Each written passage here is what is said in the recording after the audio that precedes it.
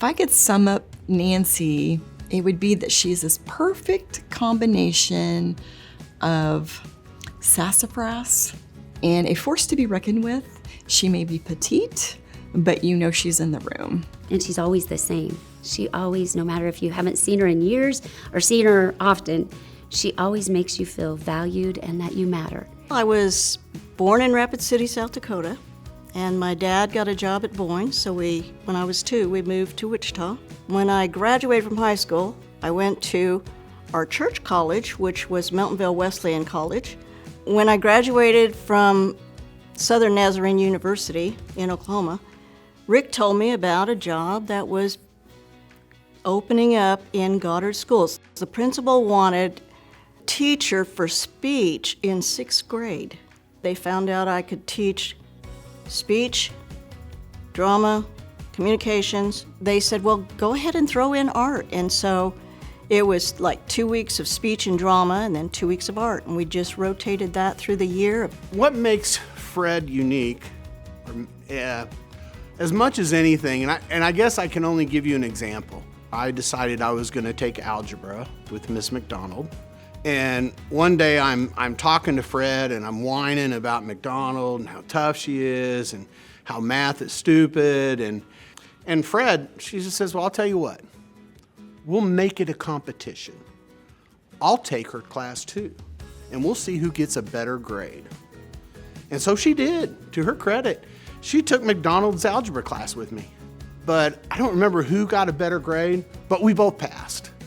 I think that is probably as good an example of Fred in a nutshell as I could give you. That's just who she was. She's like, okay, let's do this together and we'll get through it. The thing that stood out to me the most about Nancy was that she could teach any student that came across her way.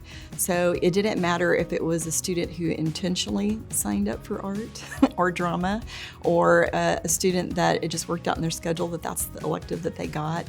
It didn't matter. She could teach them all. And especially she had a heart for the ones that maybe didn't enjoy their core classes as much. And it was like a respite to come to her class. One of the plays, I got a part that I was on stage for maybe 3 seconds.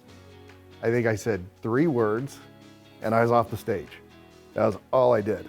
But she made me feel like I was just as much a part of this production as everybody else. And that weekend was my birthday.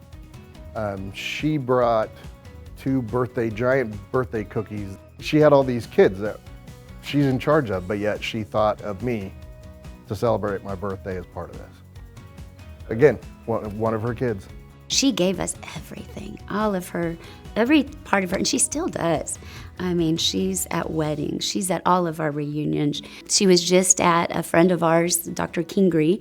With her, she brought his artwork from his junior high years, and she had it all still saved and beautiful and not wrinkled, and she handed it to him. And just looking at that Facebook page, I started crying again because that's just the dedicated person she was to all of us. My time in Goddard was a gift from God, I'm telling you. Looking back, I think about